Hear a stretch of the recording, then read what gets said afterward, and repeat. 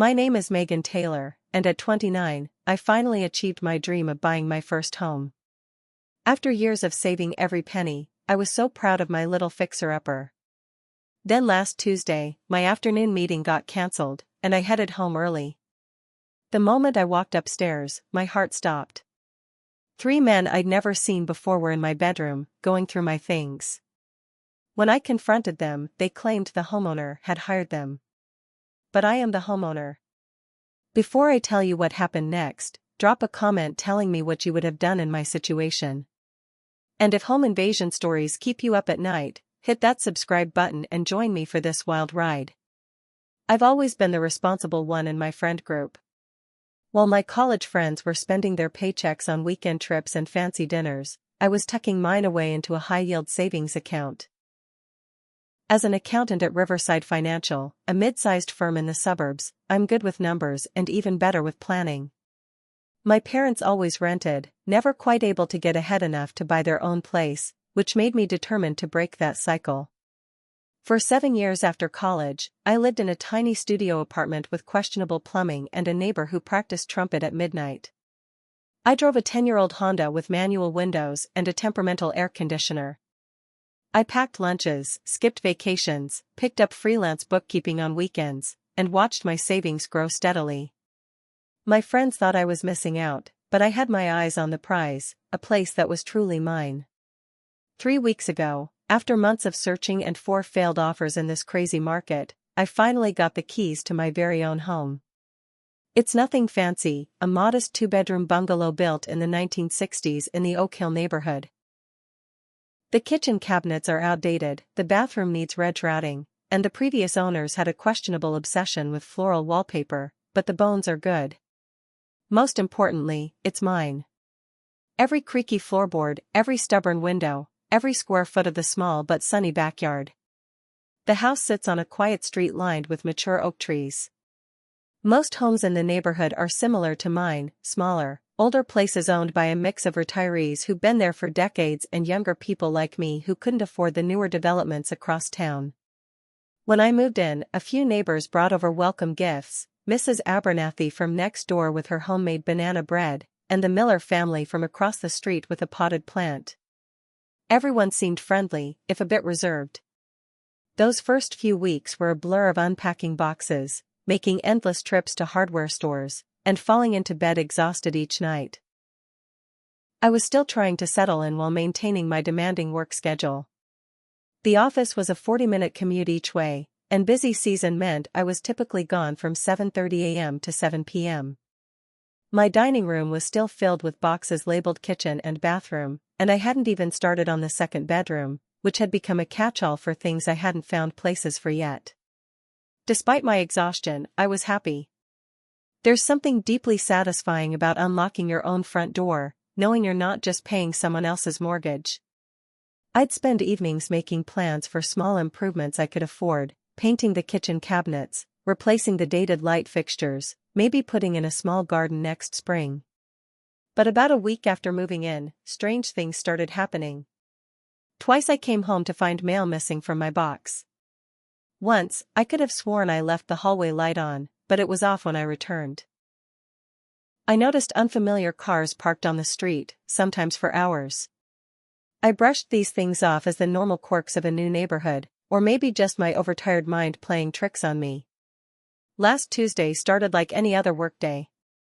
I woke before dawn, went for a quick run around the neighborhood, showered, and headed to the office with my travel mug of coffee and a day packed with client meetings. The morning flew by with back-to-back appointments, and I was preparing for my 2 p.m. meeting with a major client when I got the email. The client had a family emergency and needed to reschedule. My boss, knowing I'd been putting in long hours, told me to take the afternoon off. I sat at my desk for a moment, surprised by this unexpected gift of time. I could finally tackle some of those home projects I'd been planning. Maybe I'd start stripping that hideous wallpaper in the hallway or organize the mess in the spare bedroom.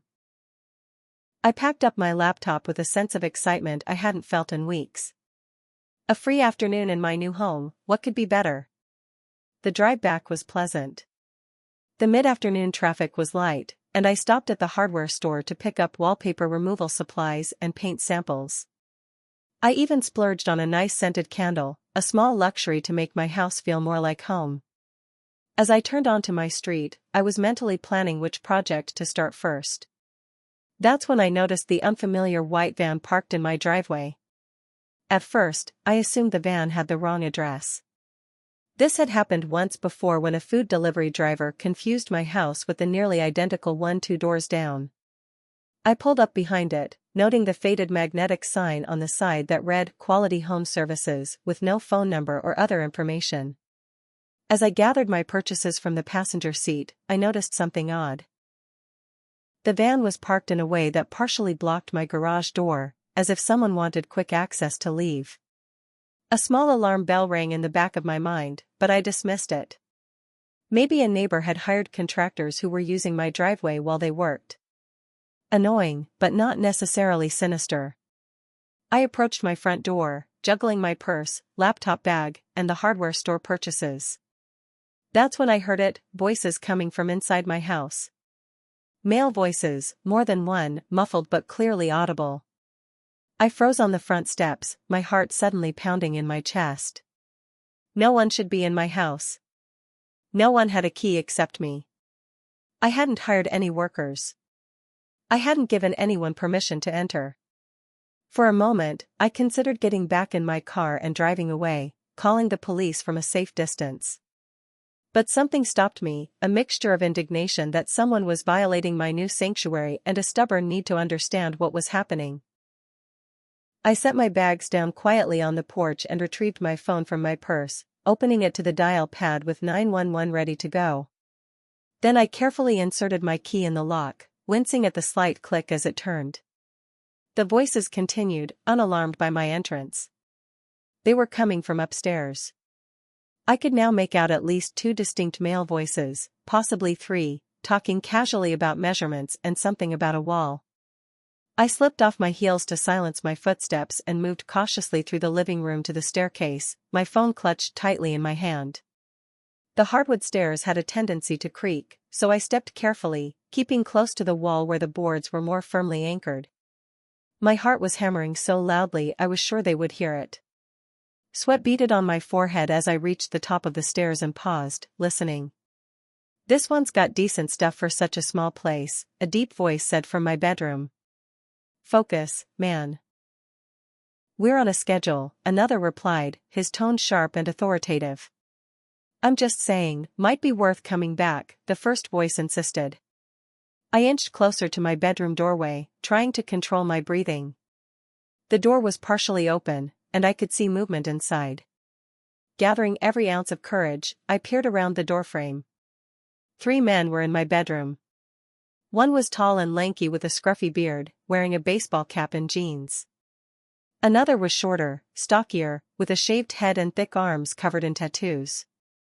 The third, who seemed to be in charge, was middle-aged with salt and pepper hair and wore a polo shirt with the same Quality Home Services logo I'd seen on the van. What struck me most was their casualness. They weren't frantically ransacking the place like burglars in a movie. The tall one was examining my jewelry box, holding up a pair of pearl earrings my grandmother had given me for college graduation. The stocky one was taking measurements of my bedroom window with a tape measure. The older man was making notes on a clipboard.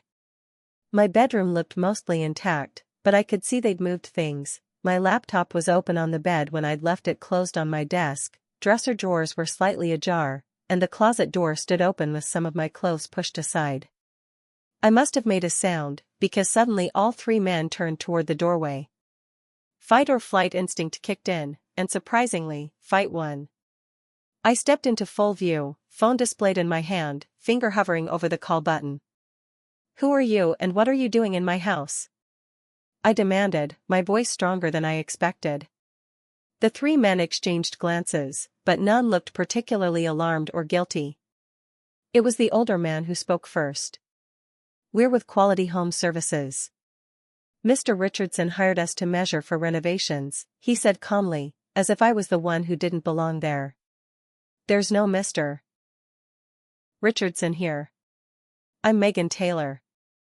I own this house, I replied, finger still poised over my phone. I didn't hire anyone. A flash of confusion crossed the older man's face. This is 823 Oakwood Drive, right?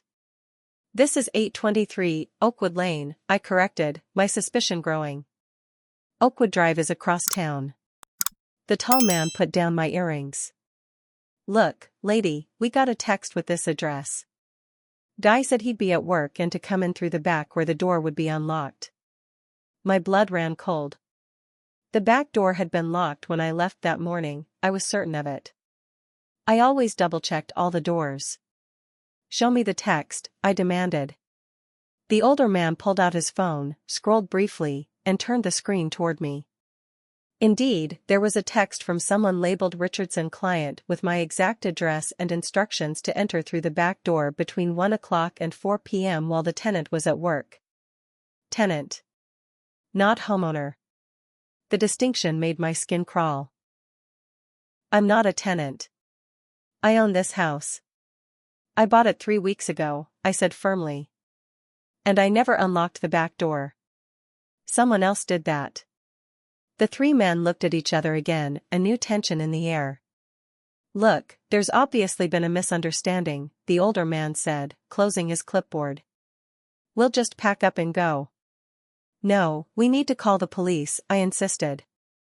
Someone sent you here under false pretenses, and someone unlocked my back door without permission. No police, the stocky man said quickly. We don't need that kind of trouble. It's just a mix-up with the address.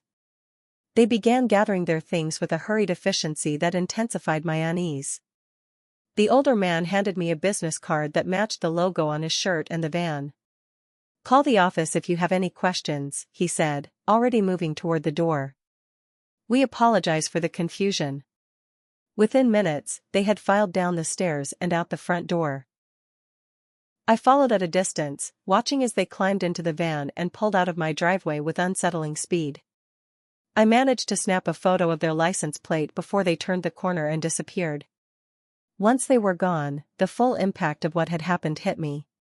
Someone had broken into my house. Someone had specifically targeted me, known my work schedule, and sent strange men into my home. I stood in my bedroom, looking at the space that no longer felt like mine, violated in a way I couldn't quite articulate. The pearl earrings still lay on top of the dresser where the tall man had left them, and I couldn't bring myself to touch them. After the workers left, I stood frozen in my bedroom for several long minutes, trying to process what had just happened. The weight of the intrusion began to sink in, and I found myself moving through the house with growing panic, checking for missing items. My living room appeared untouched. The small TV still there, the inexpensive sound bar intact. In the kitchen, my countertop appliances remained, though a drawer containing kitchen knives stood partially open when I was certain I'd closed it that morning. Back upstairs, I examined my jewelry box more carefully. Nothing seemed missing, not even the pearl earrings or the white gold necklace my parents had given me for my 25th birthday. What confused me most was what they hadn't taken. If they were thieves, why leave valuable items behind? The alternative, that they had been there for some other purpose, was even more disturbing. I moved to my home office area in the corner of the dining room. My spare laptop was still there, as was the tablet I rarely used. Nothing obvious was missing, but something felt off. I couldn't shake the feeling that my personal space had been methodically examined rather than robbed. That's when I noticed it, a tiny glint from the air vent in my bedroom ceiling. Standing on my bed for a closer look, my blood turned to ice. Nestled behind the vent grate was a small camera, its lens positioned to capture my entire bedroom. With shaking hands, I used a screwdriver to remove the vent cover and extracted the device, a wireless camera no bigger than a golf ball. I dropped it into a plastic bag, suddenly afraid to touch it more than necessary. This was no random break-in or case of mistaken identity. Someone had targeted me specifically, invaded my home, and planted surveillance equipment in my most private space. I called 911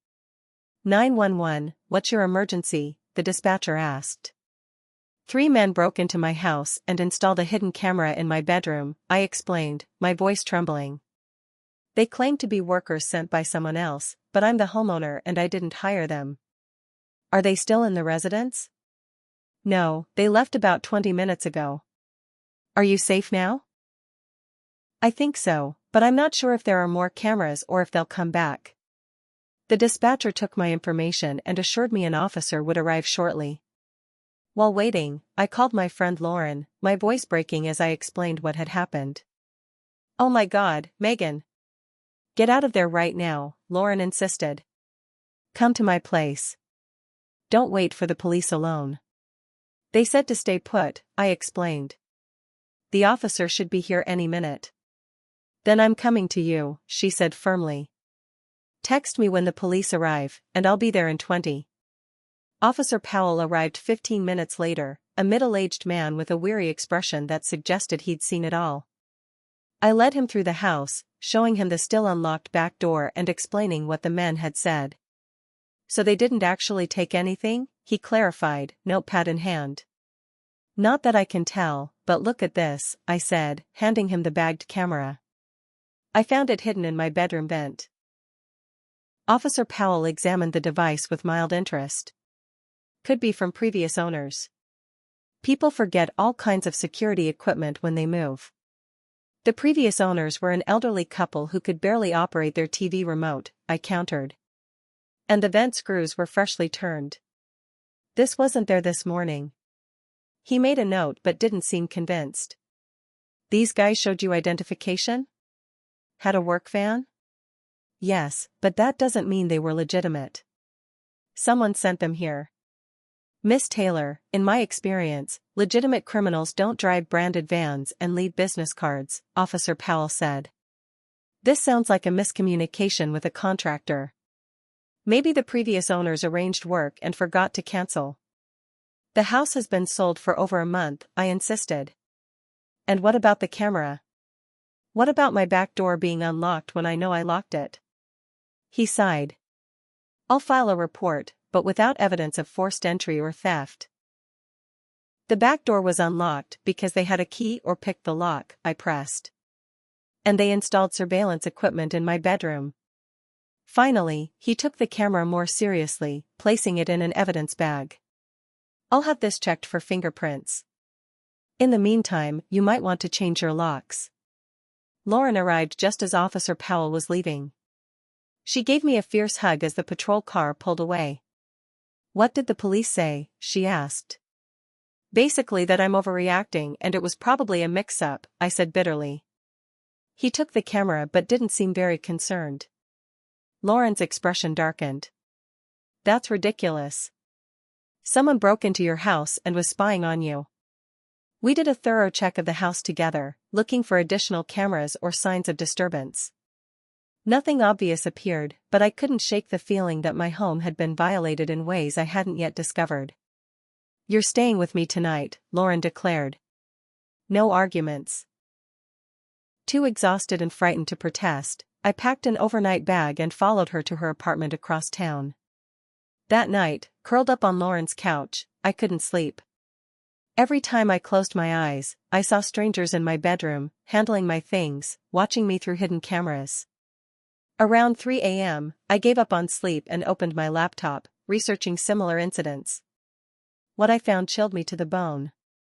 Multiple forums described nearly identical scenarios: new homeowners, particularly women living alone, finding workers in their homes or discovering evidence of break-ins.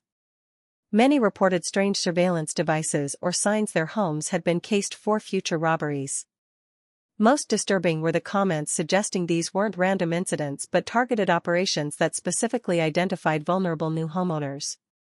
Several people mentioned connections to real estate transactions, wondering if someone involved in their home purchase had selected them as targets.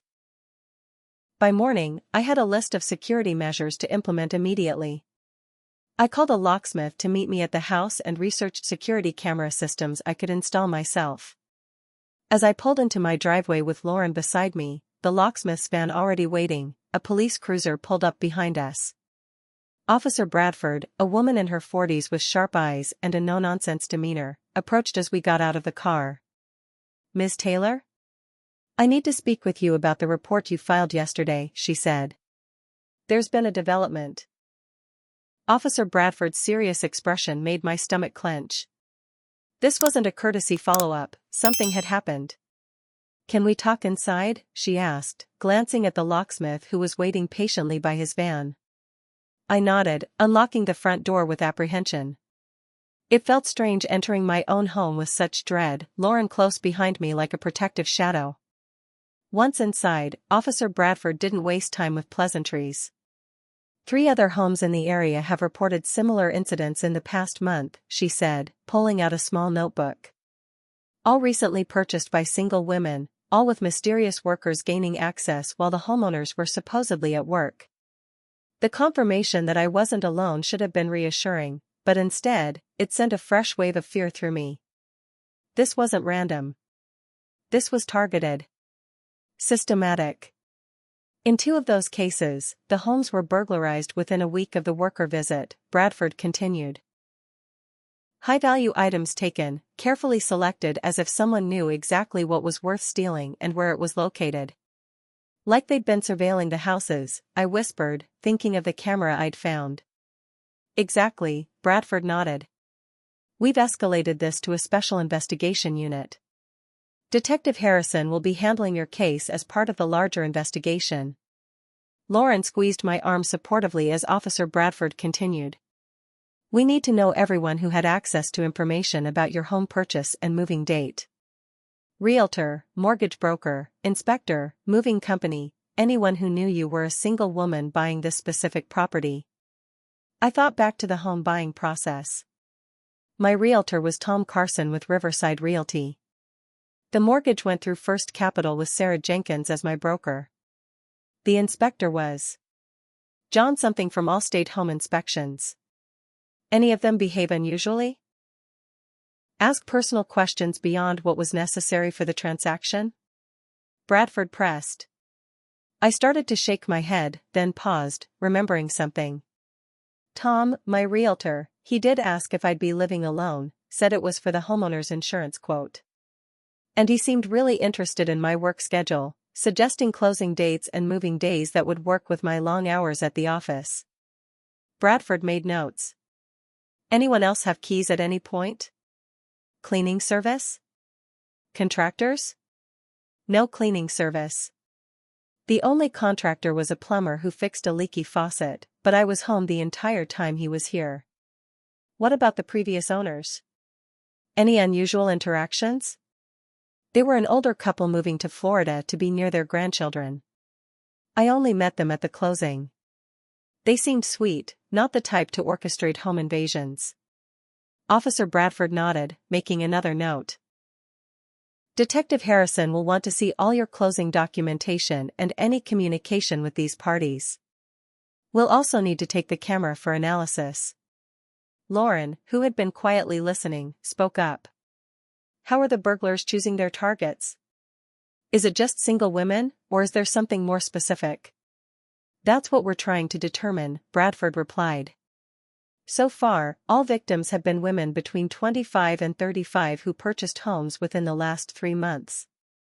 All live alone, all with professional jobs that keep them out of the house on predictable schedules. A chill ran down my spine. I fit that profile perfectly. The locksmith is here to change all the locks, I said. What else should I be doing? That's a good start. A security system would be next, one with cameras covering all entry points. Motion sensor lights outside. And I'd recommend staying elsewhere for a few days if possible. Lauren immediately volunteered her couch for as long as needed. As Officer Bradford was preparing to leave, the locksmith came to the door, ready to begin work. Just as I was about to let him in, a sleek black sedan pulled into my driveway, and a tall man in a suit emerged, holding up a badge. Detective Harrison, Officer Bradford explained. He's taking point on this investigation. Detective Harrison was in his 50s with graying hair at his temples and the intense focus of someone who missed nothing. He introduced himself with a firm handshake before getting straight to business. Ms. Taylor, I need to see everything related to your home purchase, he said. Emails, text messages, closing documents, inspection reports, anything that might help us identify the connection between these targeted homes. While the locksmith worked on the doors, I gathered all my documentation, spreading it across the dining room table. Lauren made coffee as Detective Harrison methodically reviewed each piece of paper. Your realtor, Tom Carson.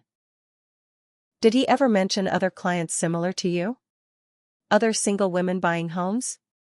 Harrison asked. I thought back to our conversations.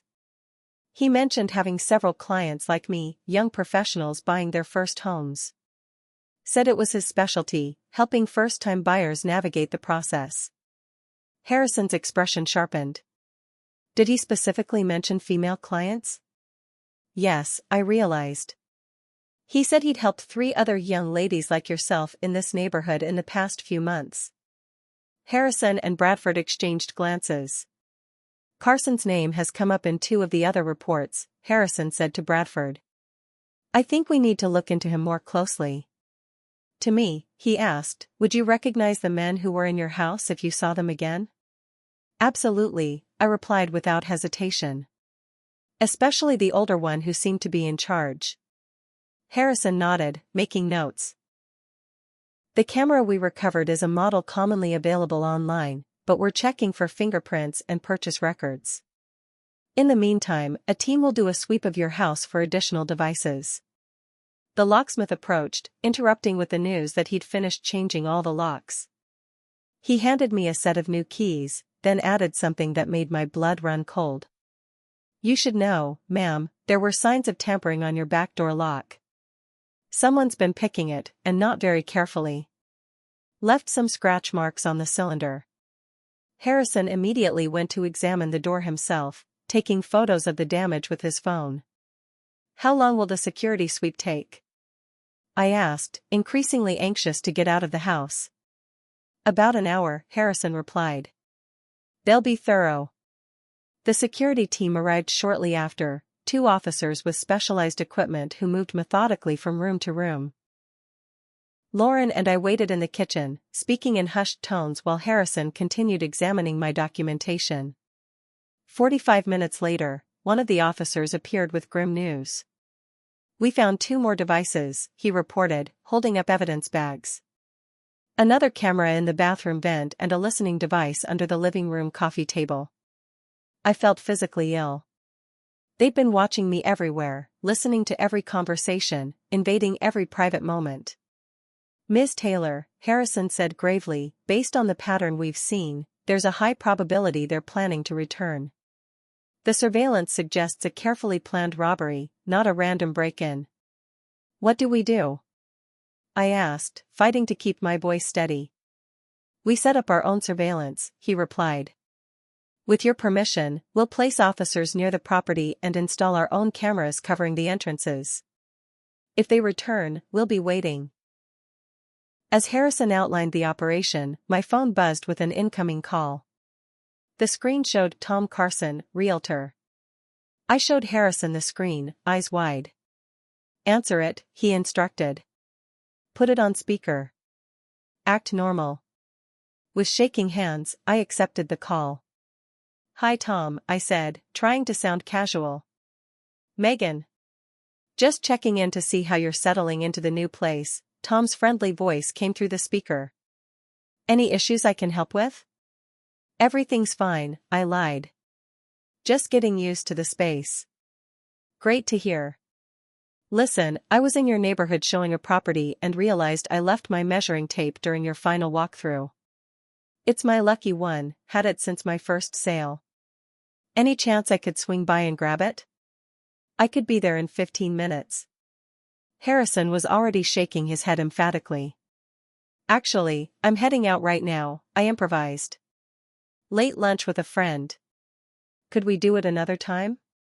A slight pause. Sure, no problem. How about tomorrow morning? I could stop by around 8 o'clock?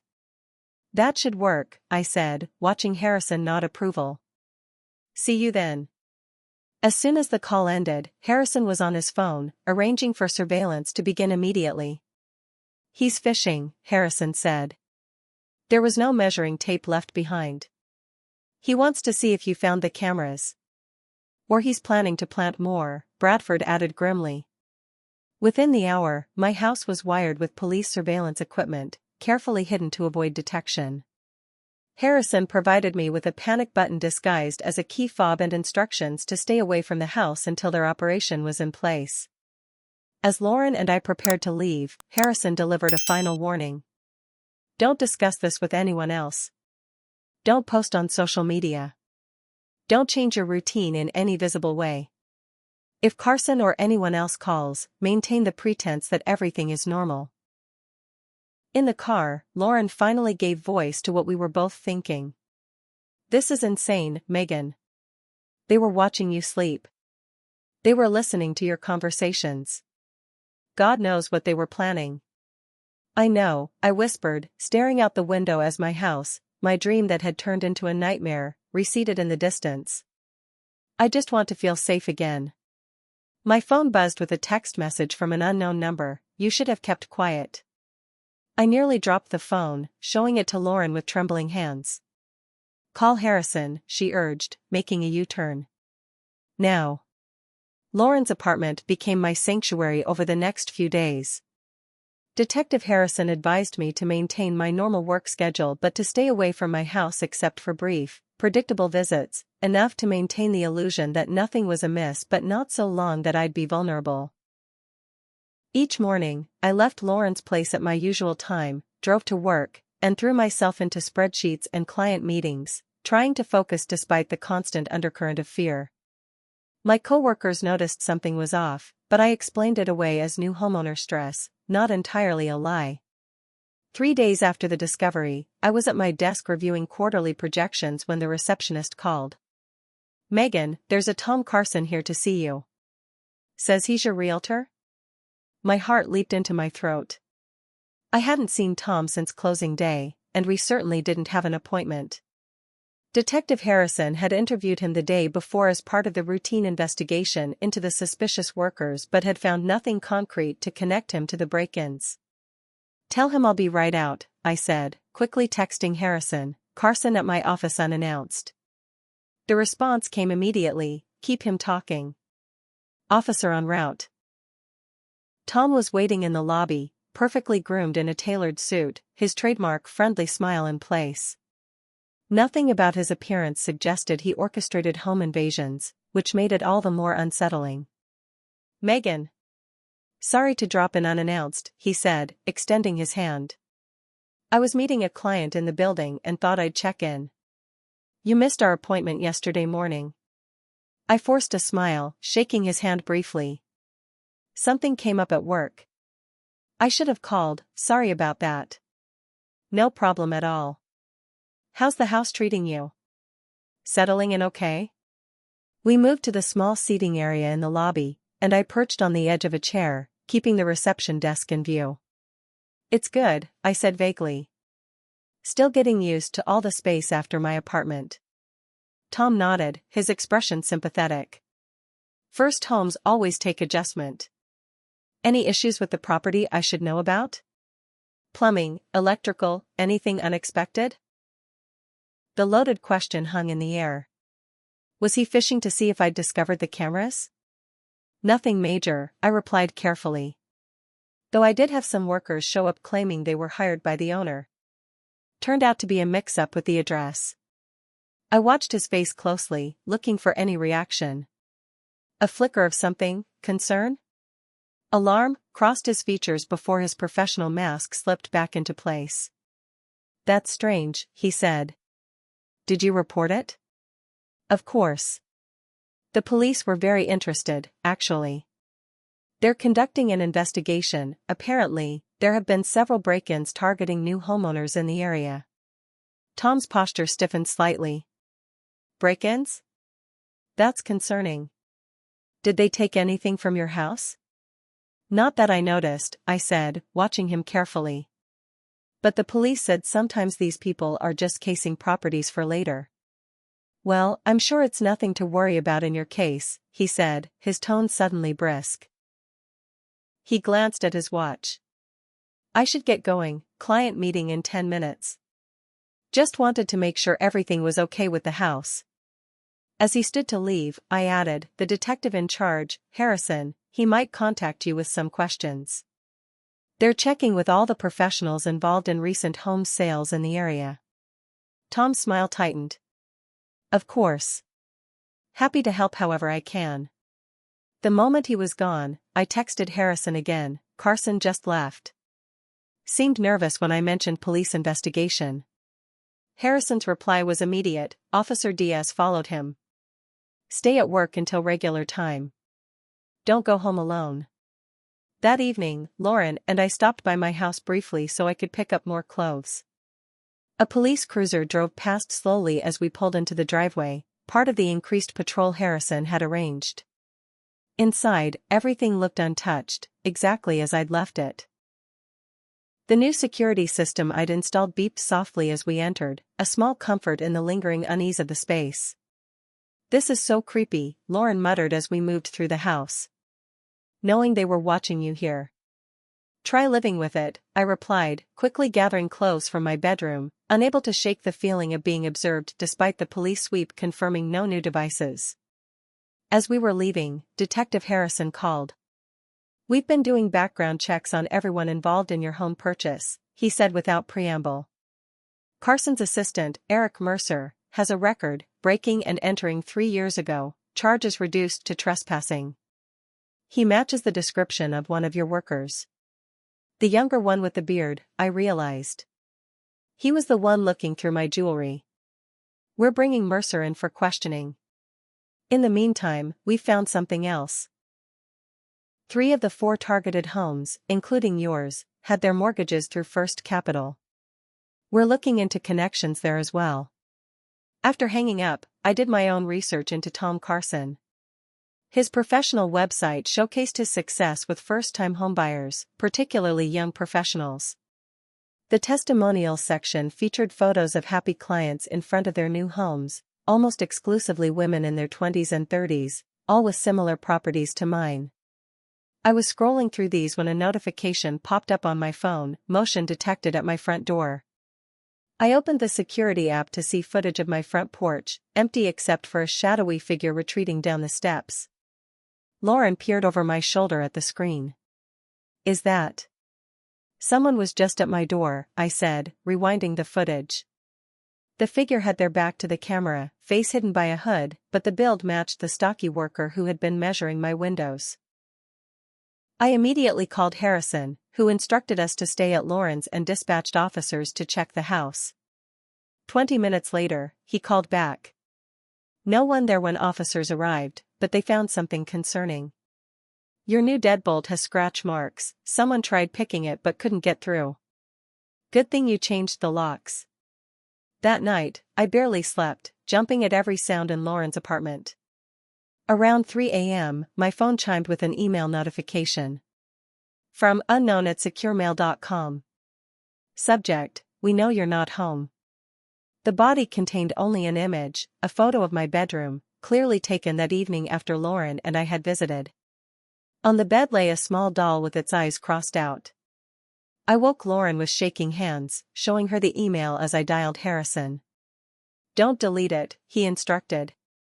We can trace the IP address. This is good, they're getting desperate, making mistakes. The next morning, Harrison met us at the police station, his expression grim but determined. Mercer isn't talking, but we found something in his apartment, a list of addresses, including yours and the other victims. We also found sales records from an electronics store, same model cameras we found in your vents. So you're arresting him? Lauren asked hopefully. We're holding him on a related warrant, but we need more to connect him to the break-ins directly, Harrison explained. We think Carson is the ringleader, but he's covered his tracks well. So what now? I asked, exhausted from fear and lack of sleep. Now we set a trap, Harrison said. With your permission, we use your house as bait. The plan was simple but terrifying. I would appear to resume my normal routine, staying at my house during predictable hours, making it seem like I had dismissed the incident as a misunderstanding. Meanwhile, police surveillance would be watching every approach to the property, waiting for the perpetrators to make their move. Our tech team traced that email to a coffee shop near Carson's realty office, Harrison explained as we finalized details.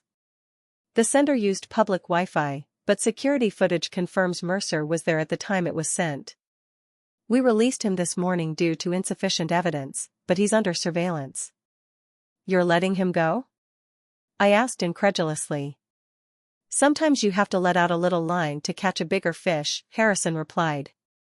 We want Carson and whoever else is involved in this operation. Mercer could lead us to them. For the next 3 days, I lived a carefully choreographed life. I'd arrive home at predictable times, visible through my front windows as I moved about the house. Then, after making a show of turning off lights and preparing for bed, I'd slip out the back door where an unmarked police car waited to take me to Lauren's apartment. Detective Harrison had installed hidden cameras covering every approach to my house, and a team of officers maintained round-the-clock surveillance from a vacant house across the street. The waiting was excruciating. On the 4th night, just as I was beginning to think the plan had failed, Harrison called. We've received an anonymous tip that they're planning to hit your house tonight. The caller wouldn't identify themselves, but it matches intelligence from our surveillance of Mercer. My heart raced. What do we do? Nothing changes on your end. Complete your normal routine, then exit as planned. We'll have additional officers in position tonight. That evening, I moved through my house like an actress on stage, hyper-aware of being watched, not just by the police protection team but potentially by those planning to break in. At 10:30 p.m., I turned off the lights as usual and slipped out the back to the waiting police car. This time, however, instead of taking me to Lauren's apartment, the officer drove me to a surveillance van parked a block away. Inside, Harrison and Bradford huddled around monitors showing feeds from the cameras around my house. You should be at Lauren's, Harrison frowned when I entered. If this is happening tonight, I want to be here, I insisted. This is my home they're violating. After a brief argument, Harrison relented, allowing me to stay in the van with strict instructions to remain silent and out of the way. For 2 hours, nothing happened. The street remained quiet, the house dark and undisturbed. I was beginning to think the tip had been false when a van slowly turned onto the street. The same Quality Home Services van from before. That's them, I whispered, pointing to the monitor. Harrison was already speaking into his radio, alerting the surveillance team. We watched as the van parked a few houses down from mine, its lights extinguished. For several minutes, nothing happened. Then, 3 figures emerged, moving with purpose toward my house. Even on the grainy night vision camera, I recognized them, the same 3 men who had been in my bedroom days earlier. They're approaching the rear entrance, an officer's voice reported through the radio. On the monitors, we could see the men testing the back door, then one of them, the stocky one, producing what looked like lock-picking tools. Despite the new deadbolt, he worked efficiently, and within minutes, the door swung open. All units hold position, Harrison instructed.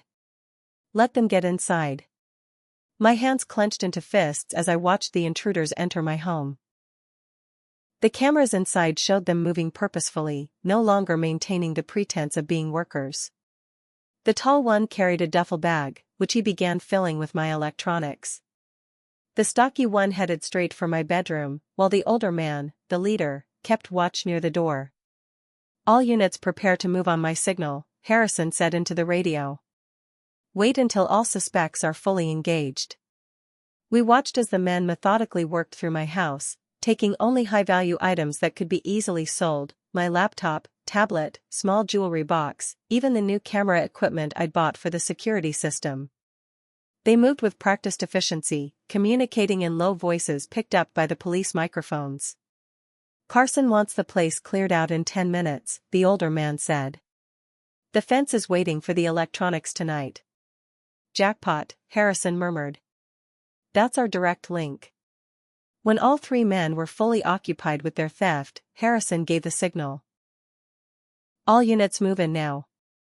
Suspects are inside the residence, armed robbery in progress. The next few minutes were chaos on the monitors. Police officers swarmed the house from all directions. The tall man with the duffel bag was apprehended immediately in the living room, too surprised to resist. The stocky one attempted to flee through a bedroom window but was met by officers in the backyard. The leader made it out the front door before being tackled on the lawn. "Stay here," Harrison instructed me as he left the van to join the arrest. But I couldn't stay put. This was my home, my life these men had invaded. I followed at a distance, watching from the end of the driveway as officers led the handcuffed men to waiting patrol cars. The older man caught sight of me standing there and sneered. "Should have minded your own business, lady." An officer pushed his head down as he guided him into the patrol car. Harrison approached me, frowning at my disobedience but too focused on the arrests to reprimand me. "We've got all three," he confirmed. "And based on what we heard, we have enough to get a warrant for Carson as well." "He wasn't with them?" I asked, scanning the area. "No, but," Harrison was interrupted by a radio call. "Detective, we've got another suspect. Tried to flee in a black sedan parked 2 blocks over. It's Carson." Harrison's expression hardened. "Bring him in." Within minutes, another patrol car pulled up, and Tom Carson, my friendly, professional realtor, was led out in handcuffs, his tailored suit incongruous with the circumstances. He saw me standing there and had the audacity to look betrayed, as if I were the one who had violated trust. "You set me up," he said flatly as officers guided him past. "You targeted me," I replied, my voice stronger than I expected.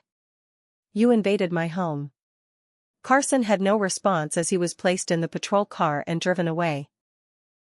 Later that night, as crime scene technicians processed my house, Harrison explained what they had uncovered. Carson was running an elaborate operation targeting single female homebuyers. He'd identify vulnerable targets through his realty business, then use his assistant Mercer and the other accomplices to conduct surveillance before the actual burglaries. "But why plant cameras days before?" I asked. "To learn routines, identify valuables, and ensure the highest payoff with minimal risk," Harrison explained. "They'd watch for patterns, when you left for work, when you returned, whether you had regular visitors or security systems." "And the anonymous tip?" Harrison's expression softened slightly. "We believe it was Carson's receptionist. During questioning, she admitted noticing suspicious behavior and overhearing concerning conversations. When we released Mercer, she became worried and called the tip line. As dawn broke, my house was finally cleared of police personnel. Harrison advised me to stay elsewhere for another night while they completed their investigation, but I refused. "This is my home," I said firmly. "I won't be driven out of it." After everyone left, I stood alone in my living room, surveying the space that had been violated so thoroughly.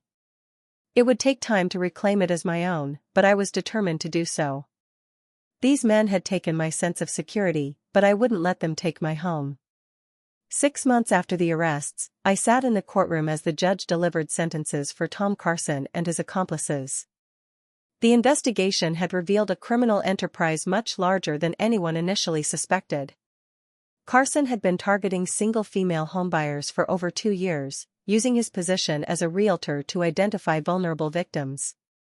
Eric Mercer, the assistant who had posed as one of the workers, received 5 years for his role in the scheme.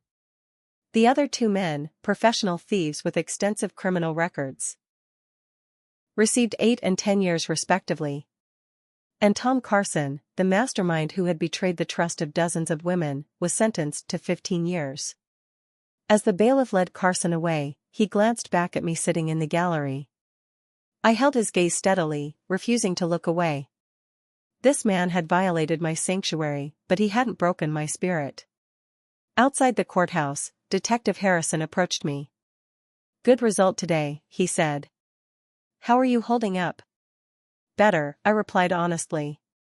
"Each day gets a little easier." "Your testimony was crucial to this case," Harrison noted. "Because you reported the suspicious workers immediately, we were able to connect Carson to the other break-ins. Many victims don't come forward until after they've been robbed. I almost didn't, I admitted. If Officer Powell had been the only one to respond, I might have given up after his dismissive attitude. Harrison nodded grimly. We've addressed that internally. Officer Bradford's persistence made all the difference. The case had received significant media coverage, with several news outlets dubbing it the realtor sting operation. I had given a single interview, focusing not on the violation I'd experienced but on the importance of trusting one's instincts when something feels wrong. The publicity had unexpected consequences. Within weeks of the arrests, 5 more victims came forward with similar experiences, strengthening the case against Carson and his accomplices. More importantly, a community formed among us, women who had experienced the same violation and were working together to reclaim our sense of security. Lauren had been my rock throughout the ordeal, staying with me those first difficult weeks when every creak in the house sent me into a panic. Together with 3 other victims, we had formed a support group that evolved into something more purposeful. An advocacy organization pushing for stricter regulations in the real estate industry. Real estate agents have access to so much personal information, I explained to a state legislative committee 3 months after the arrests. They know our work schedules, our financial situations, whether we live alone. There need to be better background checks and monitoring systems to protect vulnerable buyers. Our efforts were gaining traction. 2 real estate firms in the area had already implemented our recommended safety protocols, and a state representative was drafting legislation based on our proposals. Back at home, the house that had once felt tainted by invasion now felt truly mine. I had reclaimed it inch by inch, repainting every room, replacing the furniture that had been touched by the intruders, installing a comprehensive security system that gave me peace of mind. The second bedroom that had been filled with unpacked boxes was now a home office where I ran our advocacy group in my spare time. The backyard had a small garden planted with Lauren's help, a symbol of new growth and permanence. Most importantly, I had learned to trust myself. When the workers first appeared in my bedroom, every instinct had screamed that something was wrong, despite their plausible story. I had listened to that inner voice instead of dismissing it, potentially saving myself and others from further harm. That lesson, to trust my intuition even when others dismissed my concerns, had transformed me. I was more confident, more assertive, and paradoxically, less fearful. Knowledge and action had replaced the helplessness I initially felt. One evening, 6 months after the break-in, I hosted a small gathering at my house, the first time I'd entertained since moving in. Lauren was there, along with 2 other women from our support group, Officer Bradford, now promoted to detective, and Detective Harrison. As we shared dinner around my newly purchased dining table, Harrison raised his glass. To Megan, he said, whose courage and quick thinking brought down a criminal enterprise and made this community safer. I smiled, accepting the toast but offering one of my own. To trusting ourselves, even when others don't. And to reclaiming what's ours. Later, after everyone had left, I stood alone in my bedroom, the room where it had all begun. The air vent that had once hidden a camera now held nothing but circulating air. The dresser where the intruder had examined my grandmother's pearls now displayed those same pearls proudly, a symbol of continuity and resilience. I thought about how close I had come to dismissing my concerns that day, to accepting Officer Powell's suggestion that it was all a misunderstanding. How many other women faced similar situations and were not taken seriously? How many had their concerns minimized until something irreparable happened? That night, as I settled into bed in the house that was now truly my sanctuary, I felt a deep sense of peace. The journey from victim to advocate had been difficult but transformative. By speaking up about my experience, I had not only reclaimed my own space but helped others do the same. The home that was meant to be my achievement had become something more, a testament to resilience, a platform for advocacy, and finally, the safe haven I had always wanted it to be. Have you ever had your instincts try to warn you about something that others dismissed? I'd love to hear your stories in the comments below. Your experiences might help someone else trust their intuition when it matters most. Don't forget to like this video if it resonated with you, subscribe for more true stories of resilience, and share with anyone who might need a reminder that their voice deserves to be heard. Thank you for joining me on this journey, and remember, trust yourself, even when no one else does.